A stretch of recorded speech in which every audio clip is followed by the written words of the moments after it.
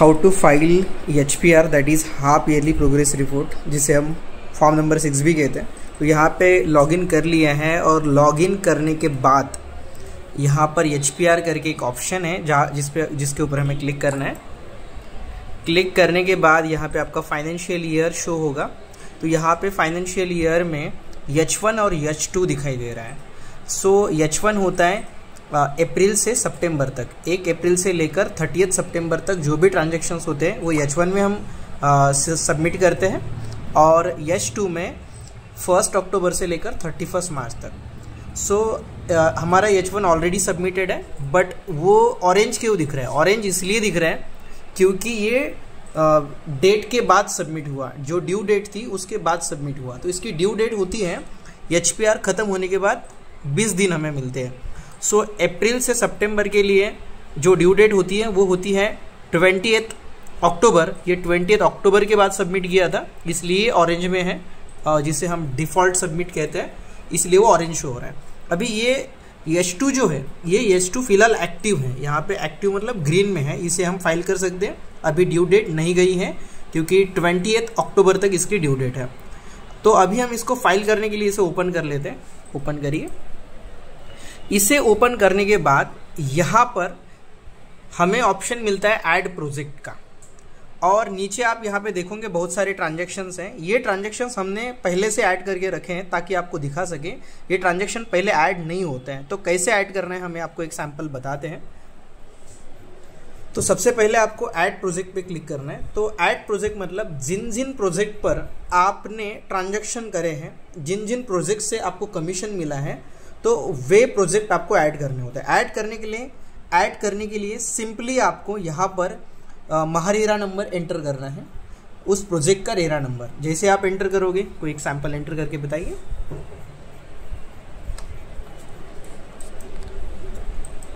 हाँ देखो यहाँ पे, अच्छा ऑलरेडी एग्जिस्ट है, पहले से ऐड किया इसलिए ऑलरेडी एग्जिस्ट बता रहा है। क्रॉस करिए। तो ऐड करने के बाद ये ऐसे यहाँ पे शो होगा। हमने 2 प्रोजेक्ट यहाँ पर ऐड करके रखे हैं, पहले से ऐड किया, इसलिए जब हम ऐड प्रोजेक्ट पे रेरा नंबर हमने एंटर किया तो उसने कहा कि पहले से ही एडेड है, तो फिर से आप ऐड नहीं कर पाओगे। तो ये यहाँ पे ऐड हो गया। अब इस प्रोजेक्ट के अंडर आपको ट्रांजेक्शंस ऐड करने, तो उसके लिए यहाँ पर राइट साइड में एक ऑप्शन मिलता है ऐड ट्रांजेक्शंस डिटेल्स करके। इसके ऊपर क्लिक करिए कोई भी क्लिक करने के बाद यहाँ पे एक पॉपअप टेबल ओपन होता है, और इसमें प्रोजेक्ट का नाम और रेरा नंबर बाय डिफॉल्ट होता है, और उसके नीचे यहाँ पर वेदर प्लॉट शॉप और अपार्टमेंट अदर्स ऐसा ऑप्शन आता है। इसके ऊपर क्लिक करिए। तो जैसे हम क्लिक करेंगे तो यहाँ पर हमें ये ड्रॉप डाउन से इतने ऑप्शंस मिलते हैं। तो आपने जो भी यूनिट सेल किया है, तो वो यूनिट हो सकता है 1 BHK, 2 BHK, 3 BHK, duplex, whatever, तो उसको हमें सिलेक्ट कर लेना है। सैंपल के लिए कोई 1 BHK वगैरह सिलेक्ट कर लीजिए। सिलेक्ट करने के बाद यहाँ पर हमें रेसिडेंशियल और कमर्शियल, मतलब ये जो प्रॉपर्टी है ये रेसिडेंशियल है या कमर्शियल है। जैसे कि शॉप है, ऑफिस है, तो जाहिर सी बात है वो नॉन रेसिडेंशियल होगी, और 1 BHK अगर है तो क्या होना चाहिए? रेसिडेंशियल होना चाहिए। तो हम रेसिडेंशियल सिलेक्ट कर लेते हैं। उसके बाद यूनिट नंबर मतलब क्या? फ्लैट का जो भी नंबर होगा जो आपने सेल किया था। सो फ्लैट नंबर क्या है हमारे केस में, मान लेते हैं 201, 301 जो भी है, तो 201 लिख दिया। डेट ऑफ ट्रांजेक्शन मतलब जो ट्रांजेक्शन की डेट होती है वो हमें यहाँ पे एंटर करनी है। तो कोई भी एक एंटर कर लीजिए डेट। चलो इन्होंने एंटर कर ली, काफ़ी पुरानी हो गई। हम HPR 2 फाइल कर रहे तो कौन सी होनी चाहिए? 31 मार्च के पहले की, अक्टूबर की या दिसंबर की कोई डेट ले लीजिए। यस, ठीक है। उसके बाद यहाँ पे है amount of agent fees levied for this transaction, यानी कि आपने ब्रोकरेज के रूप में कितना अमाउंट रिसीव करा है वह आपको यहाँ पे एंटर कर लिया। मान लेते हैं हम 1.5 लाख रुपए हमने लिया था, और उसके बाद हमें सेव करना है। सेव करने के बाद